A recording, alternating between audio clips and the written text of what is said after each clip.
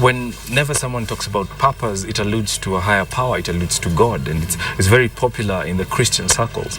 But for people who don't necessarily believe in God, who might be wanting to read this book, how do they identify their purpose? Everybody has a purpose, whether you believe in God or not, because we are all God's creation. Now, the fact that you haven't acknowledged the existence of God or you don't believe in one, it doesn't make your purpose any less valid. A purpose is really who you are kind of a thing. Bonnie, you come packaged with gifts, with talents, with abilities. You come packaged with a very unique personality. You come packaged with a desire to meet certain needs in the society. All this is a natural way that leads you towards your line of purpose.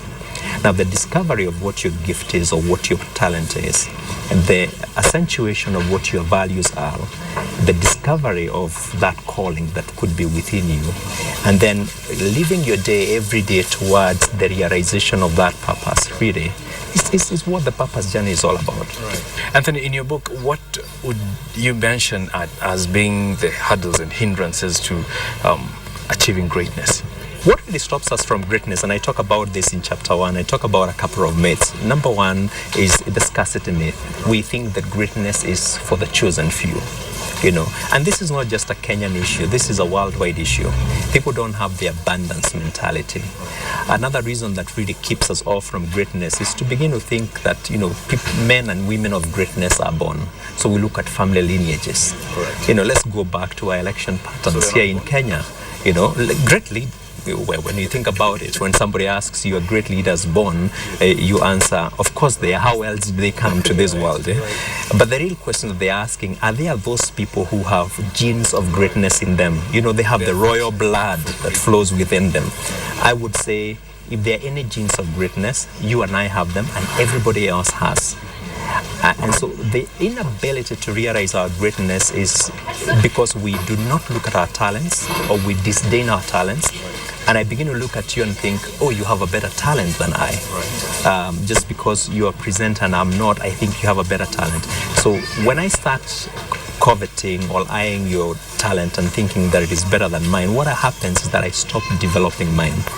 And the less I develop my talent, the less I build on the foundation upon which my great work is going to be built. How do they develop it? The question that really would help us here is, how do they discover it? Because if they don't discover it, they'll start developing other things that are not their talent. When you listen to yourself as you work, as you go around doing your own things, what are the things that you have a sense of achievement about? What are the things that you do and they leave you thirsting for more? You want to do more. You do an activity and you want to do it again and again and again. What are some of these things that every time you go into a learning situation, you learn so fast? You have such an appetite to learn. Everybody tells you, oh my goodness, you're so good at this. You probably were one of those in school who never wrote notes, and when exams came, you asked for notes. Can I have your notes? You look at them, and immediately you look at them, you beat everyone else. It tells you there's something hidden within you of a talent in that area. What are some of the things that you do and you display such excellence effortlessly? People tell you, how do you do it? And you're like, I don't know. I thought everybody does this. And what are the areas that give you a very good sense of need? You feel a need fulfilled within you. Every time you do it, you feel like, I think I'm now ready. I'm feeling good. And finally, what are some of the things that you do and you lose sense of time? You experience timelessness. You look at your watch and you say, oh my goodness, where did the time just flew? So if you can listen to yourself, those are some of the clues that you could use. Then once you've identified which activities leave you feeling strong every time you do them, now that's the time to think about development. That's the time that you begin to add skill to the talent.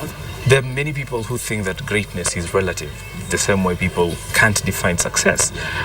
In your book, what would be the measure of greatness? How do you tell that you're great? How would I define greatness? I would use the very same words that I used before. It's the discovery of purpose. And that comes by virtue of understanding your talents, understanding your values, understanding the things that you're drawn to, and living your life towards that direction. It is now beginning to develop those talents. And then finally, you get to the place of how do I then use the talent of speaking that I have honed and developed over time to begin to serve other people. It's never really greatness unless I have been able to serve it to the populace. Right. There are many myths. You'll be rich and famous when you reach greatness. I have seen people whose work gained popularity long after they were dead. A lot of us would not understand some inventions that were done, some studies that were done, but over time now we are beginning to see how great those people were. So there's a popularity delay many times, and when people begin to equate greatness with riches and stuff like that, we miss the point. It's really about service, but when you begin to use your talent, gift, and abilities, money flows. You've given a lot of positive stories in your book. Notably, it will be the Ugandan academician, someone who was, the tail ender in class, but has gone to achieve the greatest feat in the world of academia. Talk to us about that. Yes, it's really, I talk about that in this chapter on myths, and what I really want people to come across is to look at men and women who are written off in schools and they are told they are good for nothing. You would never amount to anything. This is a person who was a constant tail ender in class. He barely made it through primary school. They thought this man is too old, let him go to high school. In high school, he caused a lot of, trouble, and, people thought, this guy is a non-starter. He can't understand anything. Teachers wanted to take him to, a psychiatrist so that he could be pronounced as one who cannot read or write. But when they took him there, the psychiatrist came back and said, Musamali Nangoli is really beyond his years. He's ahead of you. He's not thick as you think. This is a man who is known to have read questions like, tell us the source of River Amazon. He crosses out the question and writes, what is the source of River Nile? That is more relevant to us from where I live in Uganda.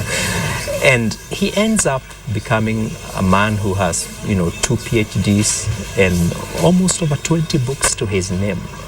Now, how is that? And we look at some of the systems of education that we have, our Kenyan system being one of them, we are not able to recognize the greatness tapped within the people. Why? Because we have a routine that we have to go through, but not everybody does well in school. Not every C student is a useless student. He is very useful elsewhere. The next time you take your car to the garage, you will be grateful that some people did not pursue the education as you did, and they are able to oil themselves and do something for you. It's not because they are thick, it's because of a talent.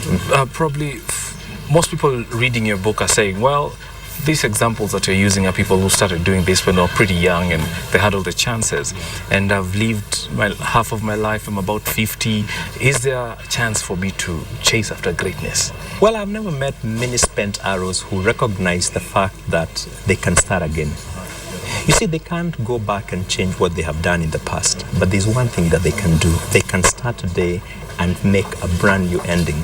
There are people who wrote their best-selling books when they were, in their 90s and 80s, and they became bestsellers. I think it's an attitude of the mind. You are as old as you think you are. You are as useless as you think you are. And I have seen many times you'll find greatness is sometimes, connected with age, because the experiences that you have prepare you.